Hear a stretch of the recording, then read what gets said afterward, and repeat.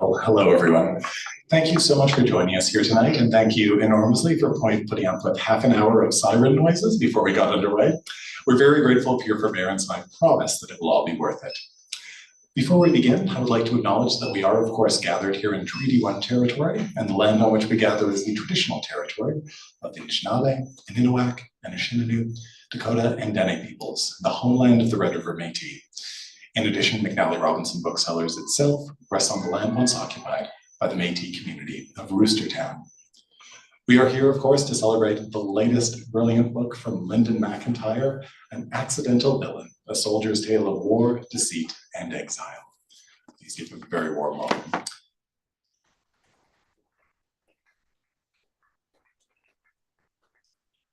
I'll be back at the end to go over a few details just about signing procedure, but for now I have the great pleasure of introducing both of tonight's participants as quickly as I can, I promise, because I'm the least interesting person who will be speaking into a microphone this evening.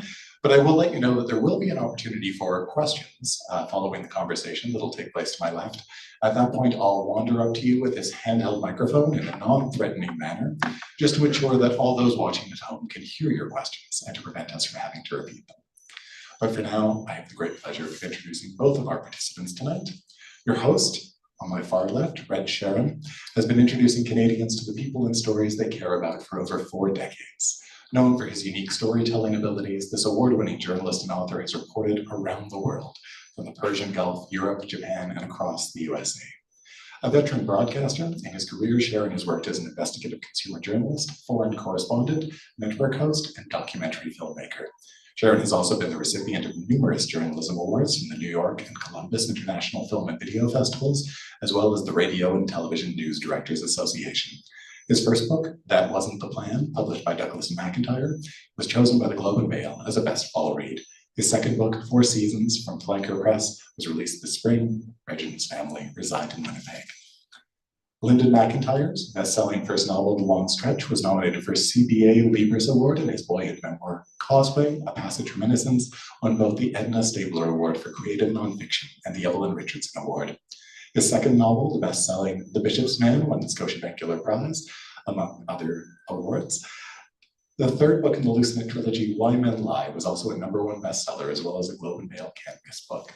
His novels Punishment and The Only Cafe were also national bestsellers, as was his 2019 work of nonfiction, The Wake, which was the last time he visited us. Some things have changed since then. A distinguished broadcast journalist, MacIntyre, who was born in St. Lawrence, Newfoundland, and grew up in Port Hastings, Cape Breton, spent 24 years as the co-host of The Fifth Estate. He has won 10 Gemini Awards for his work. MacIntyre lives in Toronto with his wife, the journalist and author Carol Oath. They spend their summers in a Cape Breton village by the sea, and we're delighted that he's here with us tonight. Please give both of our hosts a very, very warm welcome. Thank you, Sir Paul. I'm going home now. Well, it's lovely to be with you, Linden, and with all you lovely people too. Thanks for coming out on this chilly and getting wetter by the minute evening. We're going to have some fun tonight, and Linden and I are both fellow countrymen, both born in Newfoundland. Of course, the difference between us is that you were born in Newfoundland when it was still a country. I'm pre-Confederation. I rubbed the nose of Newfoundlanders, and that was regularity. Yes. Well, I wish I could say that, but this book had its genesis in that very bay where you were born, actually. Essentially, well, yeah, close. Close, yeah. And it all started, I guess we should begin with the Atlantic Charter. Now, for folks that don't know, maybe you can explain a little bit about the Atlantic Charter and what was going on in Newfoundland in 1941. I think the Atlantic Charter was an excuse. This was a concept that Winston Churchill and Franklin Delano Roosevelt were kind of interested in. But the real issue was the fact that Churchill and the Allies were losing what would be the Second World War. They were in big trouble. The Americans were reluctant to get into it because they are always reluctant to get into foreign wars, and they were particularly worried about this one, and as they had been in the First World War. And so, Roosevelt sympathized, and they were putting stuff into the back door, all kinds of support. But Churchill wanted them, look, boys, put the uniform on and blow your bugle and let's go. And anyway, so they had this meeting. Placentia Bay is halfway between London and Washington, a fleet of 24 warships. And one of them, HMS Prince of Wales, was the center for this huge discussion between Churchill and Roosevelt, which was absolutely critical to the outcome of the Second World War. And plus, not to diminish it, but they wanted to talk about what happens if we survive this war, if we win it, God hopes, and what do we do to prevent another one? Yeah. So they laid out what you would refer to, the basics of the Atlantic Charter, the principal surviving aspect of which is the United Nations. And they set up this, okay, they had the League of Nations once and it never worked, but they're going to do it right this time. Yeah. So this was the agenda, pretty heavy agenda for two world leaders in the middle of an international, unprecedented international. Well, they both faced some considerable danger just getting there. That's why they had 24 battleships surrounding them on this bay on the south coast of Newfoundland. In the middle of this, Churchill sends a message to St. John's that he'd love, while he's in the area, to see an old friend. I'd bring him over for lunch on the ship. I'll send a float plane to get him. And so I read about this sidebar, and I said, who the hell was the friend? how many, like what kind of a friend is so important to you that you're going to interrupt this sort of crucial process to have lunch with a guy? And the name of the friend was Major General Sir Hugh Tudor. It was in a footnote to this academic paper by Peter Neary and Mel Baker. Right. And so I said, geez, I got to find out who that guy is. Now, you will remember, Reg, that the one thing that gets the nose of a reporter twitching is when somebody who should be easy to find is hard to find. And then when you start to try to find him, you find out he's hard to find because he didn't want to be found. He wanted to erase his footprints and his fingerprints from history because of his own personal involvement with history. And the more you dug, the more fascinating a story you uncovered. It turns out Churchill and he were lifelong friends and comrades in arms. Their friendship started out in India in the 1890s. They were both young army officers. And it stuck. They were together periodically. They were in contact a lot during the Boer War. They were both in South Africa. Tudor was badly wounded. Churchill looked him up, sent a telegram to the Cape Town hospital wishing him good recovery. He nearly was killed. Then the real intimacy flourished in the First World War. Churchill got into some political difficulties in the House of Commons and the government of the day, and was forced to resign in a scandal over the Dardanelles. I mean, it's a complicated situation. So a lot of people would have just gone to the country and sort of waited things out until he could come back in. Churchill wasn't like that.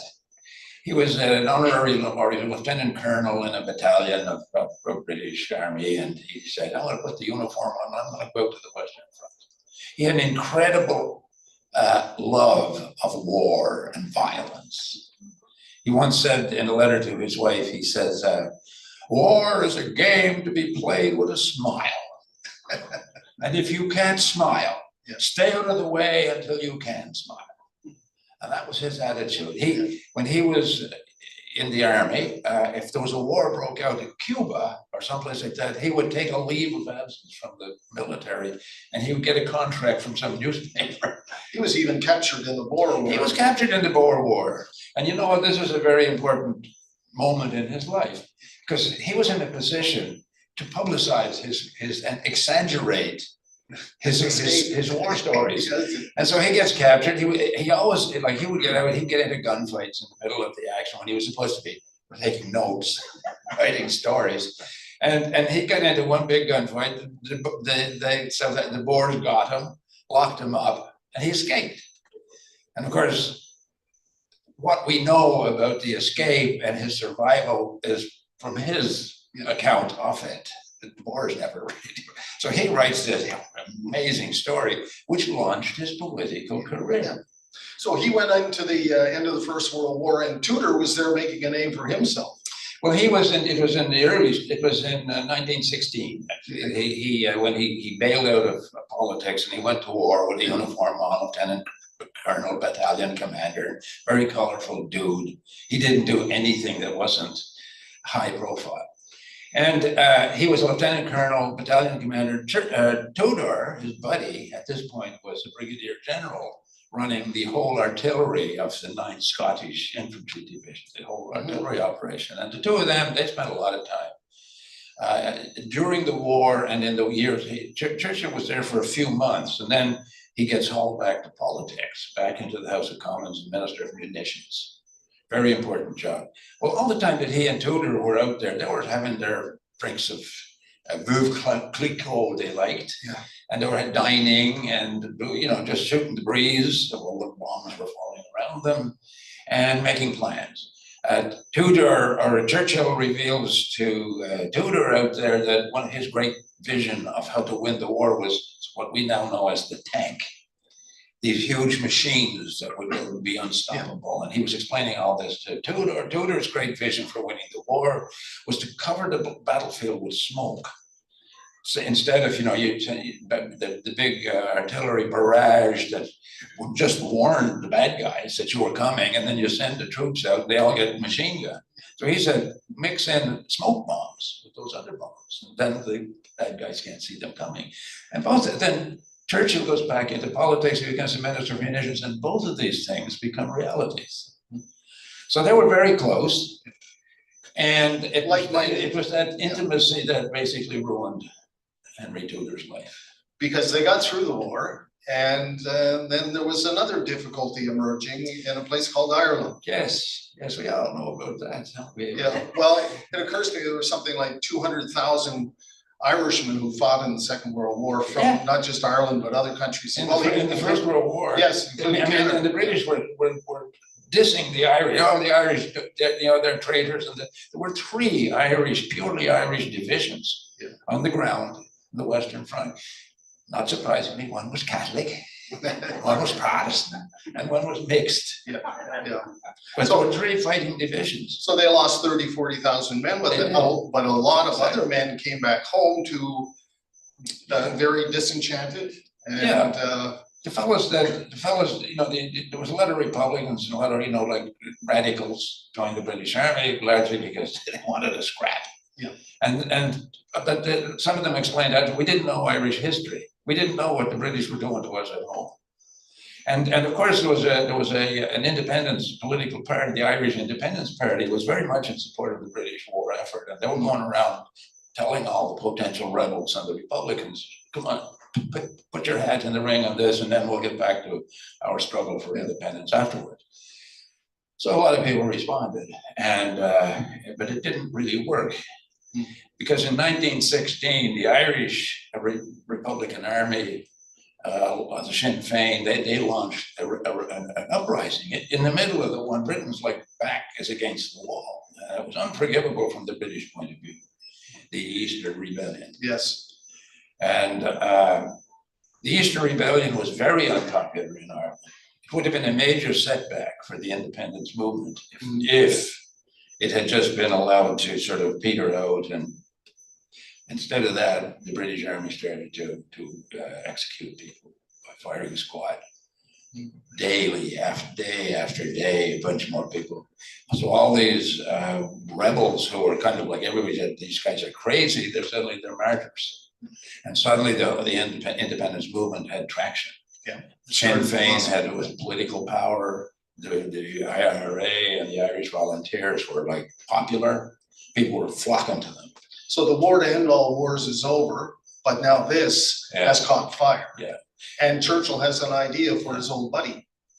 See, the British, you look like the little Irish War of Independence, what was the big deal? Well, what was happening was that British government saw this little Irish war as the beginning of the end of the British Empire. Because after the First World War, there was this sort of, why are we belonging to this empire and giving all our natural resources and our talent to the support of this foreign government? And there was a lot of movement on the ground in India and Africa and various places.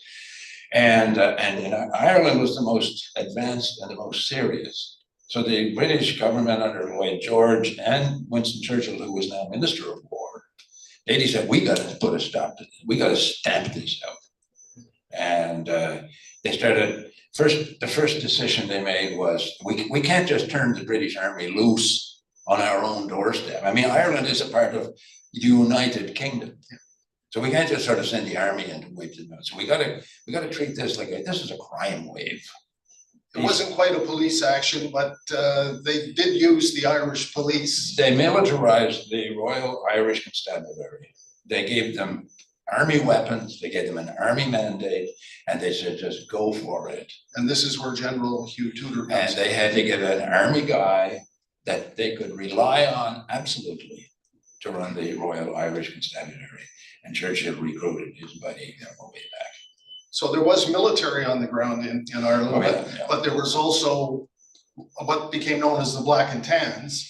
Right. And they were mostly ex-British military, people that had been recruited by Tudor and others to come in and put down this.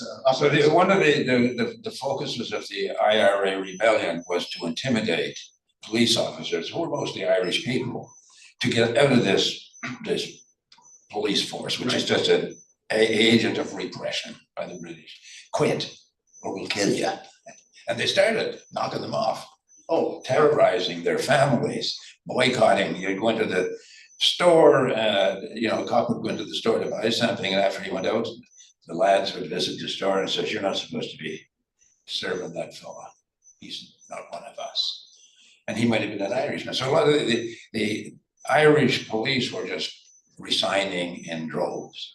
So to replace them, the British started recruiting ex-British Army soldiers, fresh from the bloody fields of the Western Front, and putting them in uniforms. Unfortunately, they were reporting somebody didn't have enough uniforms to give them a proper identity. So they had a mixture of military and police uniforms, black tunics from the police and khaki pants from the army. And of course, the Irish would never miss a chance to give it a colorful name on something, and they were the Black and Tans. Yeah, and that has survived. I mean, there's people over there like 18 years old who wouldn't know the First World War, from the Irish War of Independence, from the war in Vietnam, and yet they all know about the Black and Tans. Absolutely. In fact, the Black and Tan is a drink. But don't ever go into an Irish bar and order one. No. You have to fight your way out. Yeah. These people were absolutely brutal. They were brutal. They went in with an anti-Irish attitude. They were Englishmen. They were full of the propaganda that we just talked about, where the Irish sat out the war. They tried to stab us in the back. They didn't seem to take account of the fact that the Irish were very much part of the First World War. So they went in there with this rotten attitude. There was a historian, he was from Newfoundland, Peter, Peter, he did huge research on this, and he said that he studied all the Irish military memoirs and journals, and he said the bigotry against the Irish was so profound throughout the British Army. So all these veterans went in there with a really, Peter Hart, they went in with a really bad attitude towards the Irish people. The British Army general, who was Tudor's opposite number, he said, I hate the Irish people more than I hated the Boche in the First World War. This is the guy that's in charge of the army in Ireland. So Tudor was given his marching orders through conversations with Lloyd George, with Churchill himself, to basically blood for blood. Do what you got to do. And keep us out of it. See, the whole thing about Tudor was that he had a personal relationship with Churchill that was beyond politics, and he would die for Churchill. He understood, I got to do a job. He didn't understand how messy the job was going to be. I got to do a job. I'm a soldier. I'm used to taking orders and carrying them out. And I got to do a job, and I got to take responsibility for what I do. Churchill and Lloyd George will stand in back rooms. I'll go and have meetings with him frequently. He was in Ireland about 3 weeks when he was having dinner with the Prime Minister of the UK and one other person. And he's basically saying, here's the job that's on the ground, and here, I'm afraid, is how we're going to have to carry it out. Yeah. We're going to have to take the tactics of the enemy and turn them against the enemy. Now, Tudor may not have understood completely what he was up against when he got there, but he certainly didn't shy away from what became the job. He did not. And my suspicion is that he knew long before the official appointment was made, back when they were talking and drinking Veuve Clicquot on the Western Front, and I'm sure they were talking about Ireland. No way they wouldn't be. And so that long before May of 1920, when Churchill finally said, Huey, you got to do a job over there for us, they had talked about the job. So Tudor gets there, he knows what they're up against. He knows that the IRA are assassinating police officers, intimidating police families, chasing people out of the police force. And within 10 days of his arrival, one of his top people that he brought with him is writing a note into Dublin Castle, which was the British headquarters. And he says, basically, here's what we're going to be doing. I'm not sure if it's going to work. And it's like, I forget the exact phrase, but it's really fighting terror by being terrorists. What they came up against, though, was a group of individuals in the IRA who were perfecting the art of guerrilla warfare. That's right. They were inventing tactics that were subsequently copied and patented all over the world throughout the 20th century, from Vietnam to Algeria to India to the Middle East. Well, you referred to a young Ho Chi Minh in the book. Young Ho Chi Minh was a dishwasher in Paris. Who was paying attention to what was going on in Ireland. He commented something, these people will never be defeated, he said. And, you know, both sides of the Jewish-Arab conflict in the Middle East copied. The Jewish terrorists, the Stern gang, Yitzhak Shamir was their leader, and he eventually became the prime minister of Israel. His nom de guerre was Michael, for Michael Collins, who was the leader of the IRA. So as this turned into weeks and turned into months and turned into a year, the bodies kept piling up. Yeah. The disasters, you know, whether it was Sunday, Bloody Sunday, where the black and tans went in, and there's some question about what happened, but a lot of people wound up dying as a result of it. And then there was retaliation, and then the black and tans burned down most of Cork.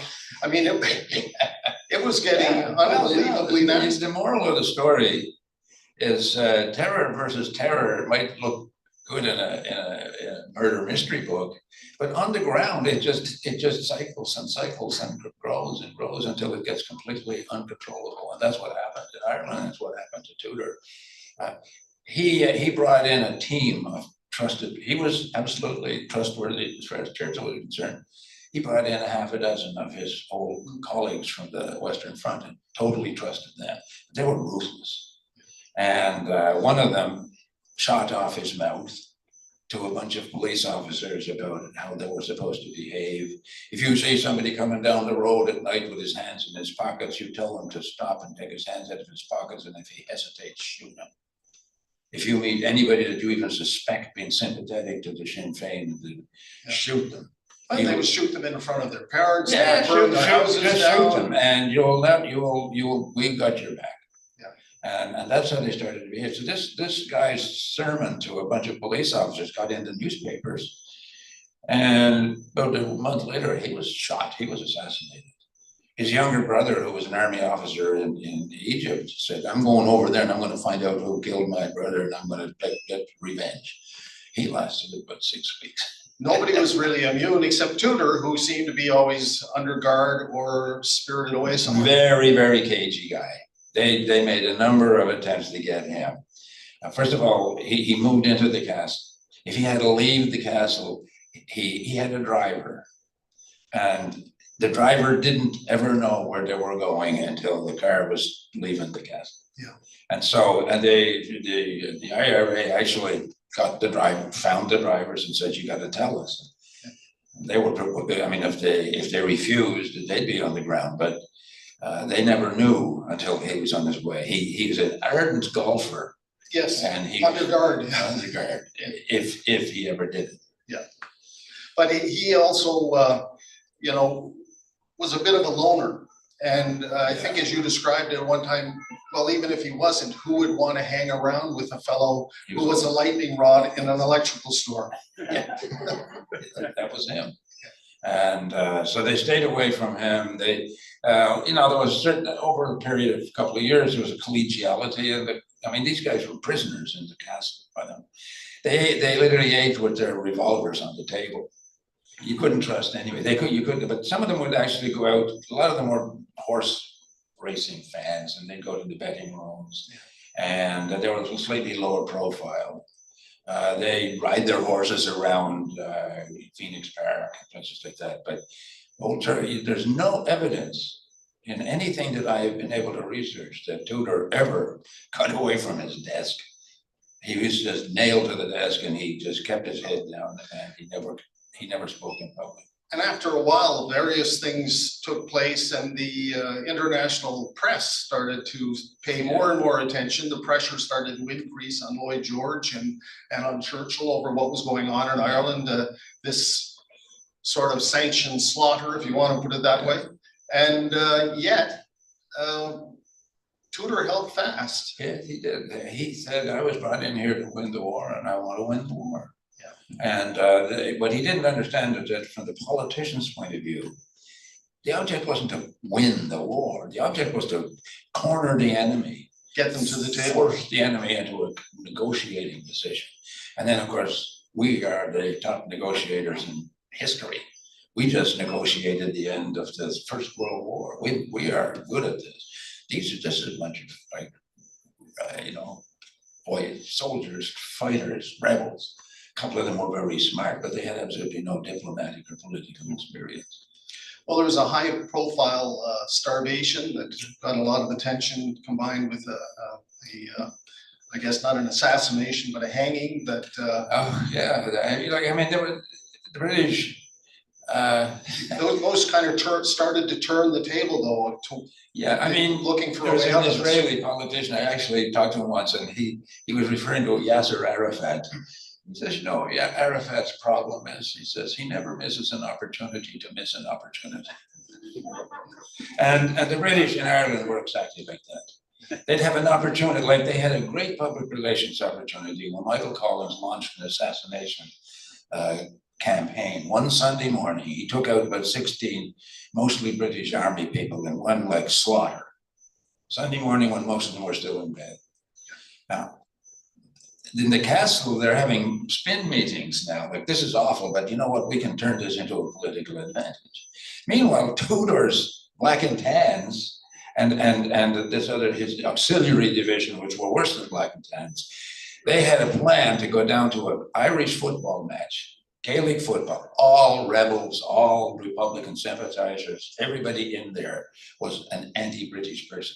So we're going to send a team of these fellows down to the Croke Park football ground, and we're going to just we'll give them after the game is going, we're going to put up a loudspeaker and say, everybody has to leave, and as you're going out, we're going to search them all for weapons.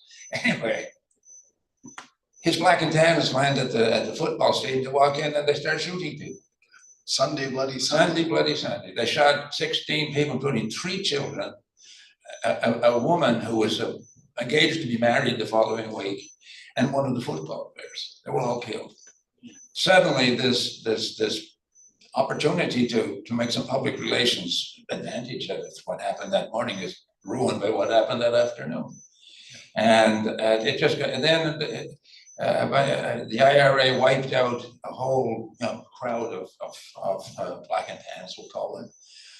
And before the British had a chance to turn that into a propaganda advantage, they set fire to Cork. They burned the whole business center of Cork City, the 3rd biggest city in Ireland.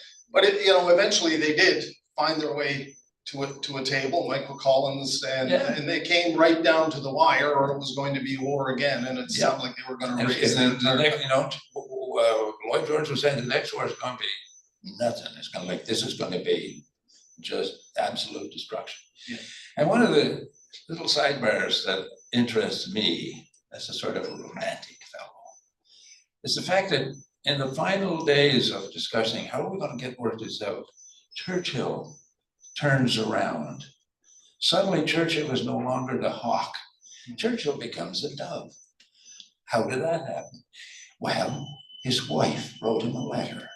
Clementine wrote him a letter. And she basically says, in modern parlance, you're better than this, Winston. You're just acting like the Huns. And the Secretary of State for Ireland, which was given Churchill his policy direction, was a Canadian from Ontario. And Winston, Clemmy says to Winston, I can't believe you're taking instructions from Greenwood, just this loud, obnoxious colonial. Anyway, it doesn't sound like, historical, but a few weeks later, Churchill is casting his vote for a truce. He's casting his vote for treaty negotiations. And the Irish are finally getting a little bit sick of this. And they decide, okay, we're going to talk to them. And they did. And they did. And they signed off on it. And they got screwed in the negotiations, which is what it was. Well, I somewhere in the book there, you said they resolved that they had to do this, but it was they really had no choice. They had no choice. The Irish were divided by now into the people who said, no, let's stick with it, just death or nothing. Eamon de Valera, who I don't go into this, but he was one of the slimiest politicians of the 20th century. He sat in Dublin, giving direction to Michael Collins and this little team of Irish who were over there negotiating with the big leagues. And he's basically, no, that's not good enough. That's not good enough. And he's sitting in Dublin. He was the prime minister, the president of Ireland. He was supposed to be there. And he left them out there. And finally, Collins, who was one of the more reasonable people in the history of that country, he basically came to the conclusion, they're offering us a form of independence, kind of like what Canada has and what South Africa has. It's a dominion status.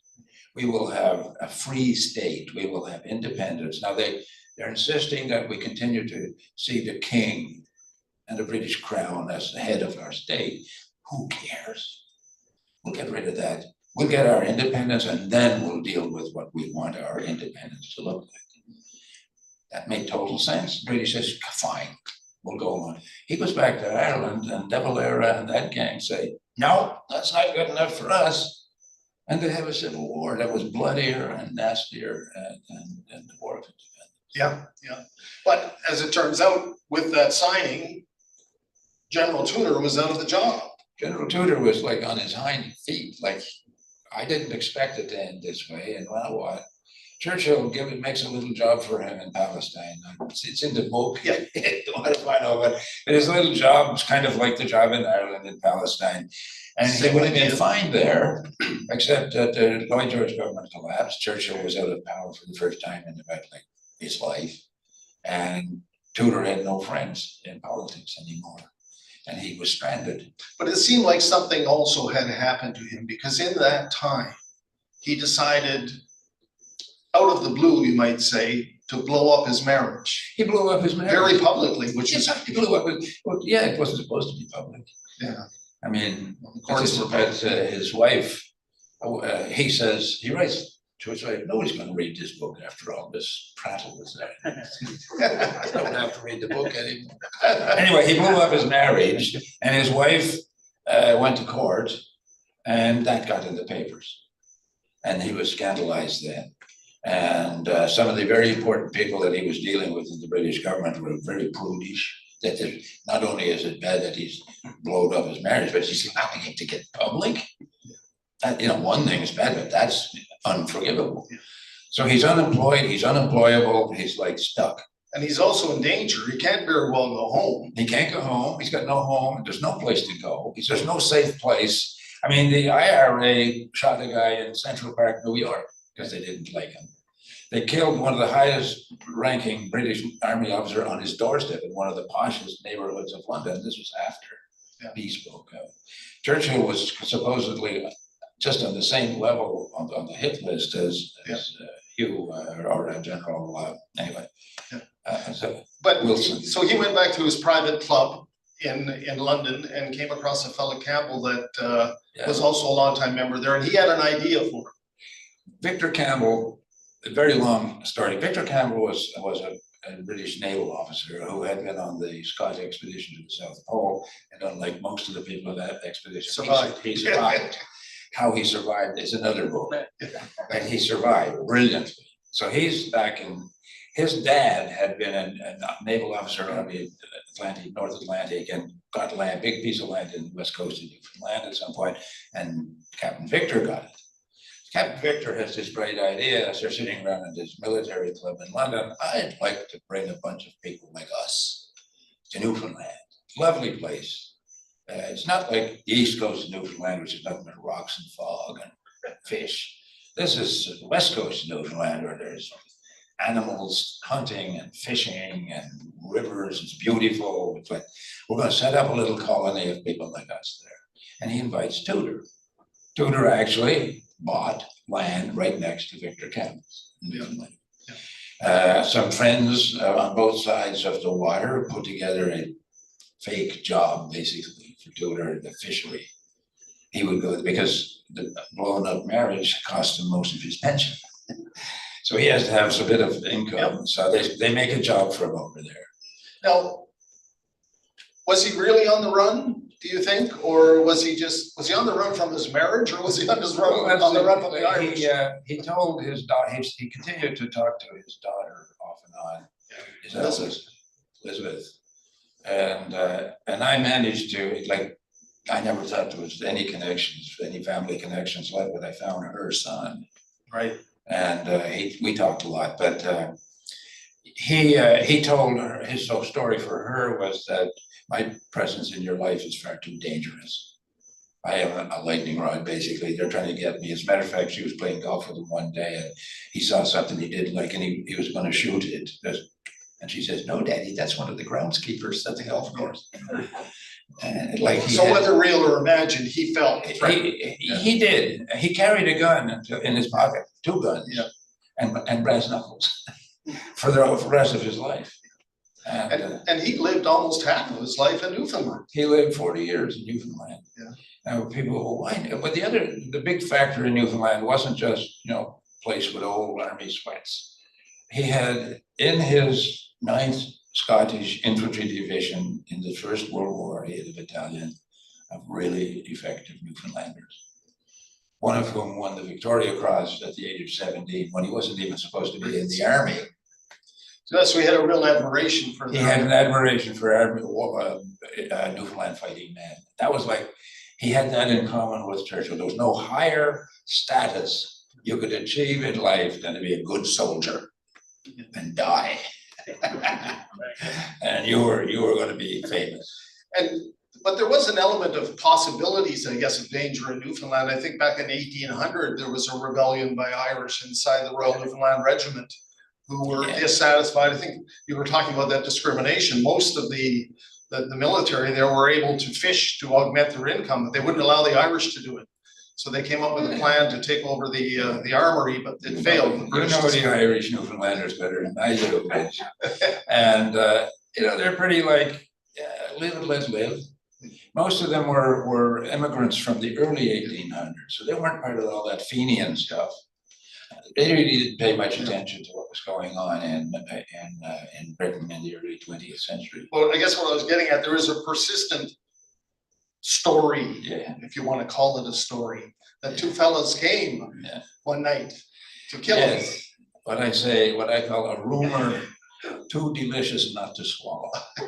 It's certainly pervasive. It was everywhere. There's even a radio story play done about it. But do you think it was true? Or no, I haven't been able to find it. My friend, who's 103 as we speak, reading the book now, will be very upset at me. But she believes, she was very close to him, to Tudor. She believes 2 Irish fellows showed up to kill him.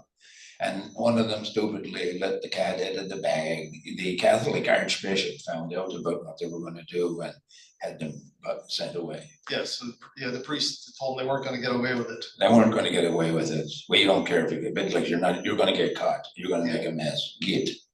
And it never happened.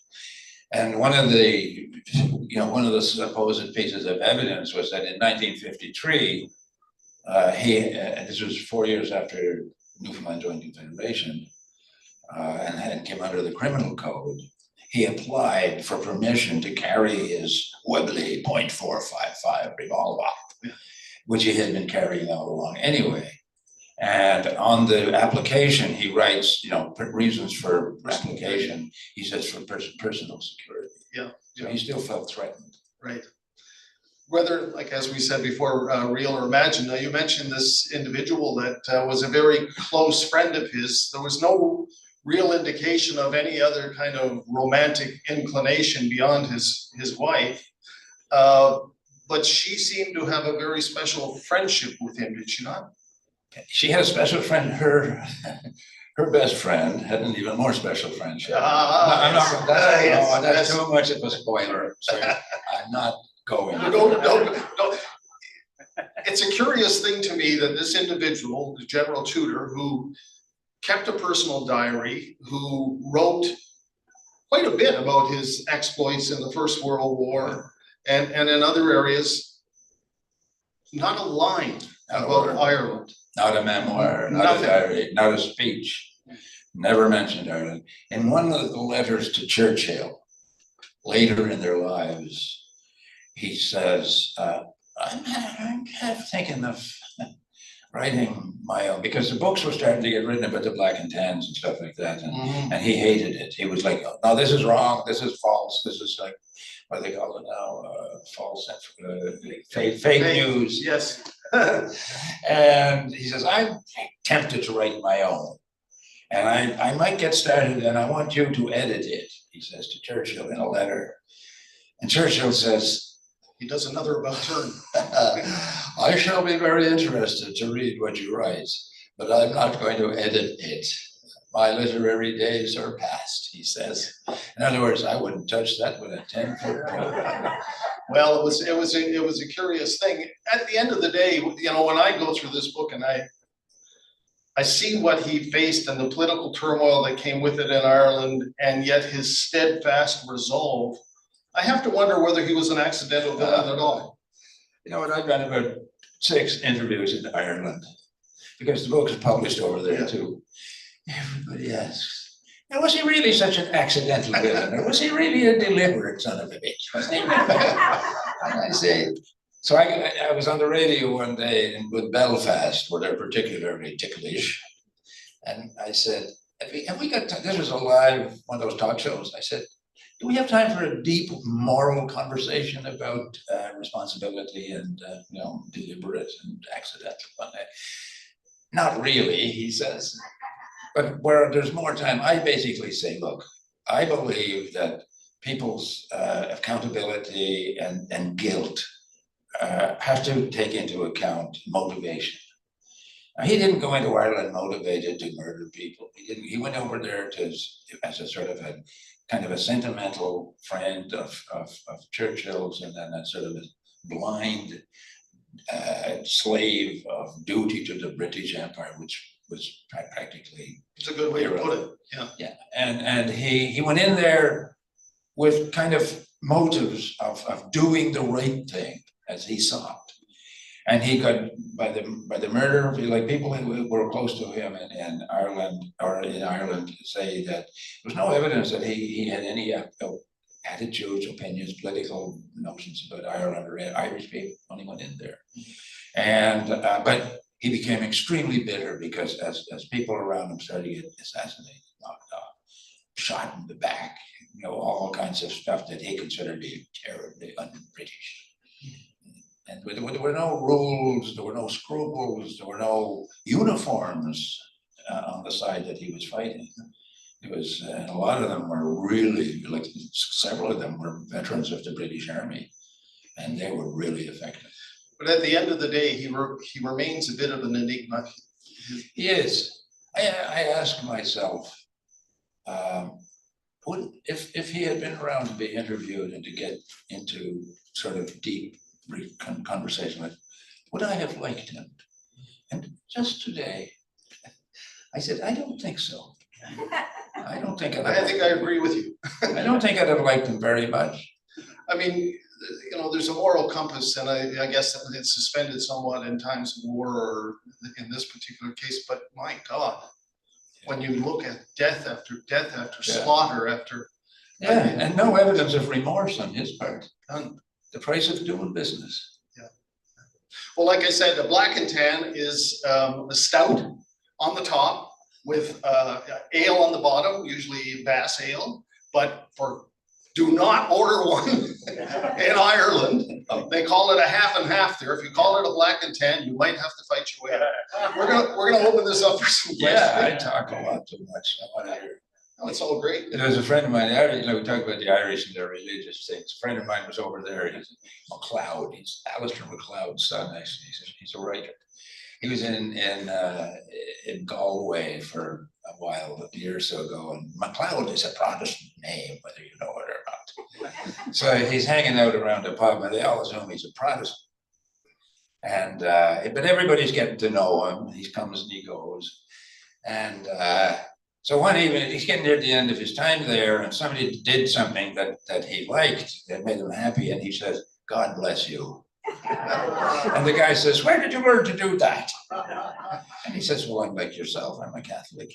And he overheard two old fellows who had been regulars all the time sitting at the table. And one of the old fellows said to the other, says, "Didn't I tell you?" Now, your last name is MacIntyre, but you have Irish roots as well. And my mother was a Donoghue. Yep. And they were all Catholics. But my first, anyways, but the MacIntyres were Gaelic speaking Catholics from the Hebrides. Okay, well, we won't go down that path. Let's get the microphone out and see if we have some questions. I hardly left anything to ask him about. Ian MacIntyre Hey. from Cape Breton and from Eust, Oh, south or north? north. I didn't know the MacIntyres were in the north. Neither do my family. It's a fallacy. We're from Islay. Okay. But everyone says we're from Eust. It's like, okay. Okay, that's good enough. What was Tudor doing in Newfoundland in the 40s? And where in Western Newfoundland did they settle? He wasn't, it was St. George's District over. Near Galance and Stephenville in that area. Harry's Brook. Yeah, Harry's Brook, exactly, which is very close to Galance, if you know, between Corner Brook and Stephenville. Yeah. So, but he had never been to Newfoundland before the end of November 1925. He knew all these Newfoundlanders that were soldiers in the First World War. He was very much aware of Tommy Ricketts, who won the Victoria Cross. But he wouldn't have known how to get there before he had to go there. And I don't know how long he planned to stay. He was going to probably enjoy, he would have ended up like, you know, after things settled, like most of those British officers that had that little commune. When the weather got rough in Newfoundland, they went back to England, and then in the spring they'd come back to Newfoundland. He was there as a fish merchant, essentially, through Templeton's and another company in England. But how much of that he did, it's unclear. Well, he got stuck because the English contact and the British contact, who were supposed to be doing the real work, they both died a few weeks apart after he got there, so he was stuck with the job. Right. So when he met with Churchill. Pardon? When he met with Churchill, why was he in Newfoundland? Oh, well, Churchill he was living in Newfoundland. This is now 1941. This is 41, Second World War. And Yes. not to put words in Linden's mouth, but they didn't actually meet because he couldn't go. He was ill. under the weather. Yeah. He had a heart attack, I think, and he couldn't go. Okay, thank you. Old war wound, Yeah. heartburn. Nerdy question. I'm interested in this, what sources you access to get all this information. And you made some reference to a relative that you found his. How many more living people knew any part of this story? 2 living people, and I got to know both of them. Carla Emerson Furlong, whose father was his lawyer, whose uncle was another one of his lawyers, who looked after him in his old age In Newfoundland, yeah. in Newfoundland, and who arranged his funeral. And there was the grandson. And the grandson, John Davenport, lives in England. See, this is the thing, Stacey, you know this, you're the leading question. I mean, one of the great sources of influence, Newfoundland was rich in journalism all through those early days. Newspapers. Things I found out were amazing. You know, the night before Tudor arrived, Joey Smallwood and his new bride came to St. John's on their honeymoon. The night before, in the middle of a big storm. I mean, this is just like, I could have spent the rest of my life just reading old newspaper stuff. That's all online. So he really didn't go out of his way to get attention, but every so often he'd be walking, it's a chatty, small place. He wasn't hiding either. He wasn't hiding. He just wasn't talking. But one day he met a gossip columnist from one of the papers on the street, and he couldn't resist bragging about the fact that his son, his grandson, had made the Oxford University rowing team. And the grandson's name was David Davenport. So I made a mental note of that and I wrote it down and I said, you know, like one of the, I'm not a big techie person, but I do appreciate Google. You can't live without it. So I put David Davenport into Google one day and up comes the very best bridge player in the United Kingdom. David Davenport, well, I couldn't be. But then in that sort of file was a tribute after his death. So I found the name of the guy who wrote the tribute and I just followed the breadcrumbs until I got to that person, and that person says, yeah, that was his. I understand that his grandfather was a famous old general, and it's unfortunate that he died, but his wife is alive. So I got a hold of his wife. And his wife says, well, David wasn't very interested in that stuff, but his brother John is. And I said, there's John alive? Oh, yes, John is alive. Well, would you be good enough to ask John if he'll talk to me? And John agreed. So I've been over there several times to talk to John Davenport, who was the son of Elizabeth, Tudor's daughter. And Elizabeth managed to stay close enough to him that when he died, she was one of his executors. And he didn't have much to give her because everything was in Newfoundland. But she had, among other things, she had started to write a little memoir based on her relationship with him. And she only got about 25 pages, but it was a crucial period. It was when she was a little girl and he was still part of the family. So there were these little nuggets that you tripped over here or there. You had a question, sir? Yes, that's who I'm pointing at. Yes. Hi. Thank you very much. I'm just going to preface it by saying that the general was in charge of artillery. Just to preface. Now, my grandfather, my own grandfather, was actually born in Northern Ireland, but he fought with the Canadian Expeditionary Force, and he was in the artillery, and he went through the war in that period.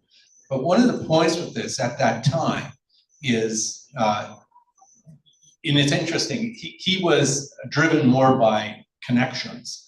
And it was like, well, it's a wee dirty job, but somebody's got to do it. And that seemed to be his attitude.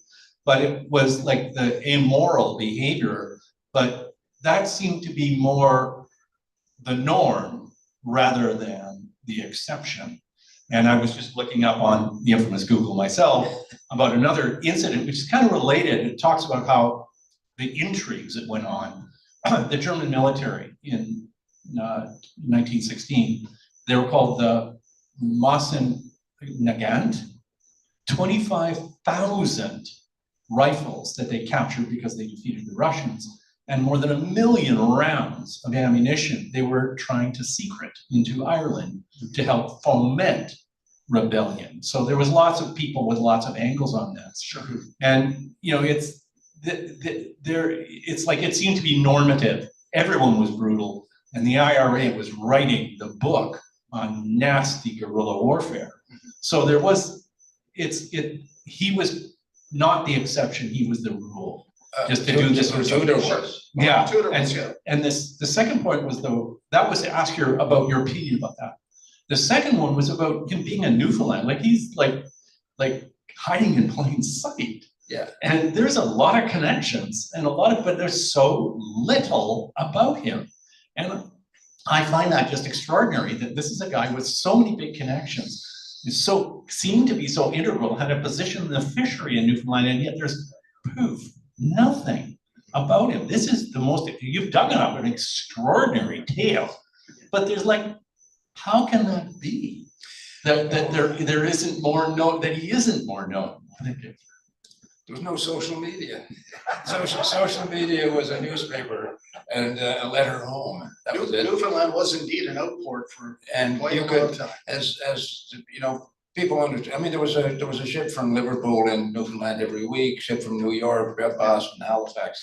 There was a lot of, you could get to Newfoundland easy enough, but if you were a fugitive, to get out of Newfoundland would have been next to impossible. So the IRA must have been tempted a few times, send somebody in there, let's get that old fella and send a message to everybody else. And the answer, and this apparently is what the priests were telling the assassins if it happened. You can get in, but you can't You get can out. get in, but you aren't going to get out. You're not going to get out. You will either hide in Newfoundland like him for the rest of your days, and that's not going to be fun, or you're going to get caught at the dockside, and you're going to spend a lot of time in Newfoundland in even worse conditions than that. Or at the end of a rope. Or at the end of a rope. Yeah. Oh, we do have time for a dramatic final question over here. Because he was so hunted by all these people, would he not have entertained going under an assumed name at all, or Could you ask that again? an assumed name Oh my, he wouldn't have done that. I mean, beneath him? it did definitely beneath him to it's like, as Reg said, he was hiding, or somebody said, he's hiding in plain sight.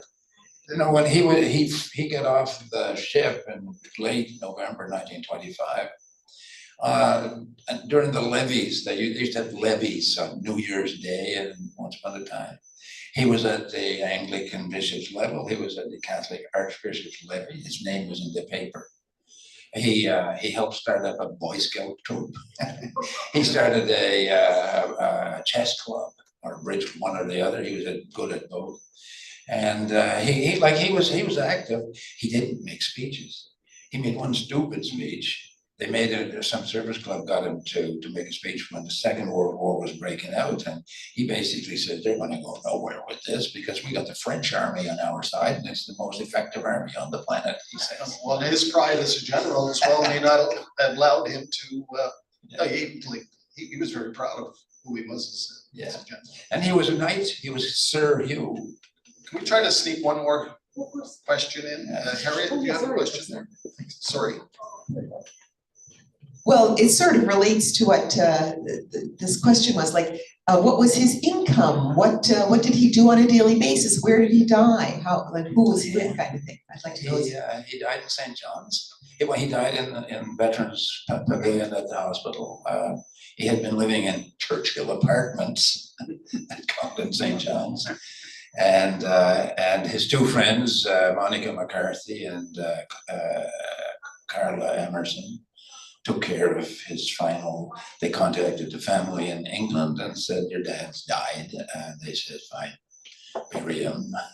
He lived into his 90s.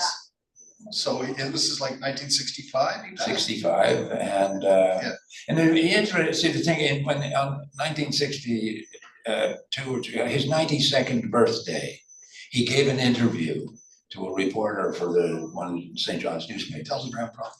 And the word Ireland does not appear in this long story about the First World War or the Boer War and his wonderful achievements on the battlefield. Ireland isn't mentioned. Now, I have to assume that the only way he gave that interview was on an undertaking that this woman honored, not to ask him anything about Ireland. And look, I'm spoiling everything, but at the one time he reacted was he was pretty near gone. And Monica had who was his nurse and took care of him. Her nephew was visiting, and apparently he was a great singer. And she says to, the old fellow, she that he was asleep and he wasn't involved. So she says to her nephew, "Why don't you sing an Irish ballad?" Oh, yeah, how it is. And he sings, "I'll sing the one about Kevin Barry." Kevin Barry was an 18-year-old medical student who was hanged for murder under dubious circumstances. By the British. And Tudor was the big vote that said that boy's got to hang. And Tudor was one of the people that said, hang him or the police will rebel. He didn't want to hear that song. So anyway, let me finish. The punchline comes. So the guy starts to sing about poor Kevin Barry. It's a very sad song. And he told somebody afterwards, like, he says, I was just starting to sing, and he says, the old boy rolls up on his elbows in his bed, and he looked at me and he says, "Don't you dare sing about that little bastard in my presence." It was his response to his time in Ireland. But he worked in the fishery as a fish merchant with an English company and a Newfoundland company, and he had some supporters there. He lived in a gentleman's house in Central Road for a while. Lovely place. I've seen the apartment. Then he couldn't go up. It was on the 3rd floor, and then he moved to another place, and then he eventually ended up in this brand new apartment complex called Churchill Apartments. But he's buried in St. John's. He's buried in St. John's. People make a lot of sort of ironic comment on the fact that he's stone's throw from the walls of Her Majesty's Penitentiary. But he's also right next, practically, to Tommy Ricketts, who won the Victoria Cross on his. Yeah, exactly. Yeah. Well, given the challenges that you were up against, Linden, it's an incredibly well-researched book and a fascinating tale. Thank you. And thanks for spending some time with us tonight. Thank you. Real pleasure. Thank you. Thank Kelly Rock. He's coming back here to keep reading good readers, and I'm glad that I had that opportunity. Oh, absolutely our pleasure. Thank you so very much. Thank you all for your attention and for your questions this evening. We will be moving along to the signing portion of the evening. So in just a moment, myself and Linden are going to lead a procession over to the signing table, which is just beside our cash desk. Please do feel free to come along with us. We have copies of Course in Accidental Bill in there, as well as some of Linden's other work. So please do avail yourself of a book. You may get it signed before you pay for it, but please do visit my colleagues at the cash desk before you leave. We're so enormously grateful to Random House of Canada for making this evening a possibility and publishing this book. And of course, we'd like to ask you to join me one more time in acknowledging Reg Sherren.